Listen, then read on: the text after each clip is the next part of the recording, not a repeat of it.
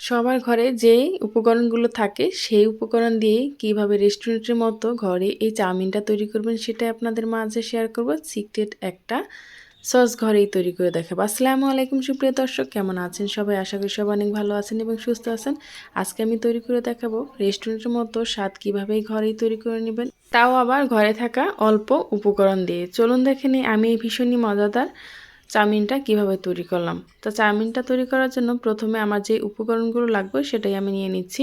চাউমিনটা তৈরি করার জন্য প্রথমে লাগবে মোটা যে নুডলসগুলো থাকে সেটা। আমি এখানে ব্লু ড্রাগন যে নুডলসটা আছে সেটা ব্যবহার করছি। আপনারা এরকম মোটা ধরনের নুডলসটা নেওয়ার চেষ্টা করবেন। এখানে আমি 2টা নুডলসের জন্য 4টা ডিম নিলাম, ধনেপাতা কুচি, পেঁয়াজ এবং মরিচ কুচি, টমেটো কুচি নিয়ে নিলাম। এগুলো কিন্তু আমাদের সবার ঘরেই থেকে থাকে। এখন এই একটা মশলা তৈরি করার জন্য প্রথমে আমি নিয়ে নিলাম এখানে তেঁতুলের কাঠ 2 টেবিল চামচের মতো। অবশ্যই কিন্তু তেঁতুলটা নিতে হবে। রেস্টুরেন্টে দেখা যায় কিছু অল্প উপকরণ মিক্স করেই অনেক অসাধারণ একটা টেস্ট নিয়ে আসে। এখন আমি এখানে দিয়ে দিলাম 2 টেবিল চামচের মতো টমেটো সস, দিয়ে দিচ্ছি 1 চামচের মতো সয়া সস, সাথে দিয়ে দিচ্ছি গোলমরিচের গুঁড়ো। এখন দিয়ে দেব এখানে একটা ম্যাগি মশলা। এখন এগুলোকে সব একসাথে মিক্স করে নিচ্ছি। সাথে এখানে আমি 1 টেবিল চামচ চিনিও ব্যবহার করেছি, সেটা কিন্তু স্কিপ হয়ে গেছে। এখন আমি একটা সাইডে এই সসটাকে রেখে দেব। এখন আমি এখানে নিয়ে নিলাম কিছু ছোট ছোট করে টুকরো করে মাংস কেটে ভালোভাবে ধুয়ে পরিষ্কার করে স্বাদমতো লবণ, হলুদ এবং মরিচ গুঁড়ো, সাথে কিছু গোলমরিচের গুঁড়ো এবং সয়া সস দিয়ে এটাকেও আমি ভালো করে মেরিনেট করে রেখে দেবো 20 মিনিটের জন্য। হাতে সময় না থাকলে আপনারা কিন্তু 10 মিনিট রেখে দিতে পারেন। সাথে আমি অল্প দিয়ে দিচ্ছি আদা এবং রসুন বাটা। এই তো এটাকে এখন আমি মেখে রেস্টে রেখে দেব। তারপর আমি একটি রাইস কুকারে পর্যাপ্ত পরিমাণ পানি বসিয়ে দিলাম, যাতে করে আমি নুডলসটা খুব সুন্দরভাবে সেদ্ধ করতে পারি, কোনোভাবে আঠালো হয়ে না যায়। এই চাউমিনটা রান্না করার জন্য এরকমই কিন্তু মোটা নুডলসটা দেখিয়ে নিতে হবে। রেস্টুরেন্টে কিন্তু এরকম মোটা ধরনের নুডলসটা ব্যবহার করে। পানিটা যখন এরকম টকবকে ফুটে উঠবে তখন আমি এর ভিতরে অল্প পরিমাণ হলুদ দিয়ে এটাকে সেদ্ধ করে নেব। এখানে কোনো রকম তেল দেওয়ার কোনো প্রয়োজন নেই, কিন্তু পর্যাপ্ত পরিমাণ পানি দিয়ে এটাকে সিদ্ধ করে নেবেন, যাতে করে এটা একটার গায়ে একটা না লেগে যায়, আঠালো ভাব না হয়। এখন আমি এটাকে 5 মিনিটের মতো রান্না করে নেব। 5 মিনিট রান্না করলে কিন্তু এটা খুব সুন্দরভাবে সেদ্ধ হয়ে যাবে। আপনাদের নুডলসটা যদি একটু চিকনা হয়ে থাকে তাহলে কিন্তু 5 মিনিট নাও লাগতে পারে। আমার নুডলসটা একটু মোটা, সেজন্য কিন্তু এটা রান্না করতে 5 মিনিটই সময় লেগেছে। এখন আমি এটাকে এভাবে করে নেড়েচেড়ে মিশিয়ে দিচ্ছি, দেখতেই পারছেন। এখন আমি এটাকে একটু উঠিয়ে দেখছি এটা খুব সুন্দরভাবে সেদ্ধ হয়েছে কিনা। এটা একটু শক্ত শক্তই নামাতে হবে, একদম নরম করে ফেলা যাবে না। একটু ভেতর দিয়ে দেখবেন এটার ভিতরে কি সাদা অংশ আছে কিনা।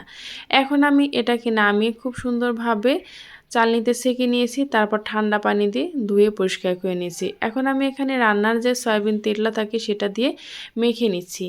এটা মাখার কারণে আপনার চাউমিনটা ঠান্ডা হয়ে যাওয়ার পরও একটার সাথে একটা লেগে যাবে না, একদম খুব সুন্দর ঝরঝরে থাকবে। এই টিপসটা অবশ্যই কিন্তু ফলো করবেন। এখন আমি একটি ফ্রাই প্যান বসিয়ে দিলাম আর ফ্রাই প্যানে দিয়ে দিলাম পর্যাপ্ত পরিমাণ তেল। যে মাংসগুলো আমি ম্যারিনেট করে রেখেছিলাম সেই মাংসগুলো এখন আমি এই তেলে ভেজে নেব। মাংসগুলো যেহেতু ছোট ছোট করে কাটা এবং ব্রয়লার মুরগির, এটা কিন্তু সময় লাগবে না সিদ্ধ হতে, এটা হালকা ভেজে নিলেই কিন্তু এটা খাওয়া যাবে। এখন আমি উপর থেকে এরকম একটু লাল লাল করে ভেজে নামিয়ে নিচ্ছি। অবশ্যই এভাবে করেই ভেজে নেবেন, একদম বেশিও ভাজতে যাবেন না, আবার একদম কমও ভাজতে যাবেন না। এভাবে করে যদি রান্না করেন তাহলে একদম চাউমিনটা পারফেক্ট হবে। আমি যে 4টা ডিম দেখিয়েছিলাম সে 4টা ডিম আমি হালকা একটু লবণ দিয়ে এভাবে করে গুলিয়ে রেখেছি, তারপর এটাকে ভেজে নেব। এই ডিমটা খুব বেশি ভাজা যাবে না, হালকা ভেজে নিতে হবে। দেখতেই পাচ্ছেন আমি কিভাবে করে ভেজে নিচ্ছি। এখন আমি তেলটাকে একটু ঝরিয়ে চাপিয়ে চাপিয়ে এই ডিমটা উঠিয়ে নেব। এ পর্যায়ে যদি আপনাদের কাছে মনে হয় একটু তেলের প্রয়োজন আছে, সেক্ষেত্রে কিন্তু তেলটা দিয়ে দিতে পারেন। আর যদি মনে হয় তেলের কোনো প্রয়োজন নেই তাহলে কিন্তু তেল দেওয়ার কোনো দরকার নেই। এখন আমি যে পেঁয়াজ এবং মরিচ কুচি রেখেছিলাম সেটা দিয়ে দিলাম। আর পেঁয়াজ আর মরিচ কুচিটাকে বেশি ভাজা যাবে না, হালকা একটু ভেজে নিতে হবে। রেস্টুরেন্টে দেখবেন এরকম পেঁয়াজ কিন্তু হালকা কাঁচা কাঁচাই থাকে। আমি হালকা যখন ভাজা হয়ে যাবে তখন এর ভিতরে আমি দিয়ে দিচ্ছি গাজর কুচি।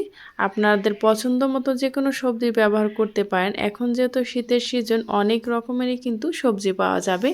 আমি এখানে গাজর ব্যবহার করেছি আর টমেটো ব্যবহার করেছি। আপনারা চাইলে অনেক রকমের সবজি এখানে ব্যবহার করতে পারেন। এখন যে সময় হালকা ভাজা হয়ে যাবে গাজরও বেশি ভাজার প্রয়োজন নেই। হালকা যখন ভাজা হবে তখন আমি এর ভেতর দিয়ে দেব টমেটো কুচি। টমেটো এবং গাজর হালকা কাঁচা থাকলেও কোনো সমস্যা নেই, কালারটা যেন নষ্ট না হয়ে যায়। টমেটো এবং গাজর দুটোই কিন্তু কাঁচা খাওয়া যায়। এখন আমি যেই চাউমিনটাকে নুডলসটাকে সেদ্ধ করে রেখেছিলাম সেটা এর ভেতর দিয়ে দিচ্ছি। এই অবস্থায় কিন্তু ভালোভাবে নেড়ে চেড়ে মিশিয়ে নিতে হবে। অবশ্যই চাউমিনটা রান্না করার সময় একটু বড় কড়াই বা বড় হাঁড়িতে রান্না করার চেষ্টা করবেন, যাতে করে খুব সুন্দরভাবে আপনার নাড়াচাড়া করতে সুবিধা হয়। আর নুডলসটা যখন সেদ্ধ করবেন অবশ্যই ভেঙে দেবেন না, তাহলে কিন্তু চাউমিনের যে পারফেক্ট যে একটা লুক সেটা কিন্তু আসবে না। এখন আমি যেই সসটা তৈরি করে রেখেছিলাম সেই সসটা এর ভিতরে দিয়ে দিচ্ছি। এভাবে যদি আপনি সসটা রেডি করে নেন তাহলে কিন্তু রান্না করতেও সুবিধা হয় আর খেতেও হয় অসম্ভব মজা। এভাবে সসটা রেডি করে একবার হলো বাসায় ট্রাই করবেন, আশা করি রেস্টুরেন্টে গিয়ে আর খাবেন না বেশি টাকা খরচ করে। এখন আমি এখানে দিয়ে দিচ্ছি স্বাদ মতো লবণ, আরও ম্যাগি মশলা দিয়ে দিলাম 2টা। এখানে যেহেতু আমি বেশি পরিমাণের চাউমিনটা তৈরি করছি সেই জন্য। এখন আমি এখানে দিয়ে দিচ্ছি অরিগানোটা দিয়ে এখন আবারও ভালোভাবে নেড়েচেড়ে মিশিয়ে নিচ্ছি। এই অবস্থায় চুলার জালটা মিডিয়ামে রাখতে হবে। খেয়াল রাখতে হবে কোনোভাবেই যেন আবার পুড়ে না যায়। এভাবে করে 3 থেকে 4 মিনিট ভালোভাবে মশলাটাকে মিশিয়ে নিতে হবে। শীতের বিকেলে ফ্যামিলির সবাইকে নিয়ে অথবা বাসায় মেহমান আসলে এভাবে চাউমিন যদি রান্না করে দেন তাহলে কিন্তু কেউ বিশ্বাস করবেন এটা আপনি বাসায় তৈরি করেছেন, সবাই ভাববে রেস্টুরেন্ট থেকে আনিয়েছেন। এখন আমি যে ডিম আর মাংসটাকে ভেজে রেখেছিলাম সেটাও কিন্তু শেষ পর্যায়ে আমি দিয়ে দিলাম। এখন এই ডিম আর মাংসটাকে দিয়ে ভালোভাবে আবারও আমি মিক্স করে নিচ্ছি। তারপর আমি এভাবে করে যে ফিশ ফ্রাই করে সেটা দিয়ে এভাবে নাড়েচাড়ে মিশিয়ে নিচ্ছি। আমার কড়াইটা অনেকটাই ছোট হয়ে গিয়েছিলো সেই জন্য। এখন এভাবে নেড়েচেড়ে মিশিয়ে আমি দিয়ে দেবো এখন ধনেপাতা কুচি। একদম লাস্টে ধনেপাতা কুচিটা ব্যবহার করবেন, তাহলে খুব সুন্দর একটা ফ্লেভার আসবে। এখন আমি আবারও এটা দিয়ে ভালোভাবে নেড়েচেড়ে মিশিয়ে নিচ্ছি। এই অবস্থায় কিন্তু চুলার জালটা আমি বন্ধ করে দিয়েছি। চুলার জালটা বন্ধ করে এভাবে নেড়েচেড়ে মিশিয়ে নিলে কিন্তু ধনেপাতাটা খুব সুন্দরভাবে সেদ্ধ হয়ে যাবে। এই তো দেখুন কালারটা কত সুন্দর হয়েছে। আমার মনে হয় না রেস্টুরেন্ট থেকে বেশি ছাড়া কম টেস্ট হবে। এই তো আমার রান্না একদম কমপ্লিট। চাউমিনটা এখন আমি পরিবেশন করে নিচ্ছি। আমি আমার পছন্দ মতো পরিবেশন করে নিচ্ছি, আপনারা চাইলে আপনাদের পছন্দ মতো পরিবেশন করে নিতে পারেন। আর এই চাউমিনটা খেতে সত্যি বলছি রেস্টুরেন্টের চাইতেও অনেকটা বেশি মজা হয়েছে। আর কতটা ঝরঝরে হয়েছে দেখতেই পারছেন। এটা কিন্তু ঠান্ডা হয়ে যাওয়ার পরও এরকম ঝরঝরেই থাকবে, কারণ আমি সেদ্ধ করে এটাকে সয়াবিন তেল দিয়ে ভালোভাবে মেখে নিয়েছি। এই পর্যন্ত যারাই আমার সাথে ছিলেন তাদেরকে জানাই অসংখ্য ধন্যবাদ। আমার এই ভিডিওটা যদি আপনাদের কাছে ভালো লেগে থাকে তাহলে প্লিজ চ্যানেলটি সাবস্ক্রাইব করে পাশে থাকা বেল আইকনটা ক্লিক করে রাখবেন। যারা ফেসবুক পেজ থেকে দেখছেন চাইলে পেজটি ফলো দিয়ে আমার সাথেই থাকতে পারেন। যদি এই সবগুলো কাজ করে দিয়ে থাকেন তাহলে জানাই অসংখ্য ধন্যবাদ। আল্লাহ হাফেজ।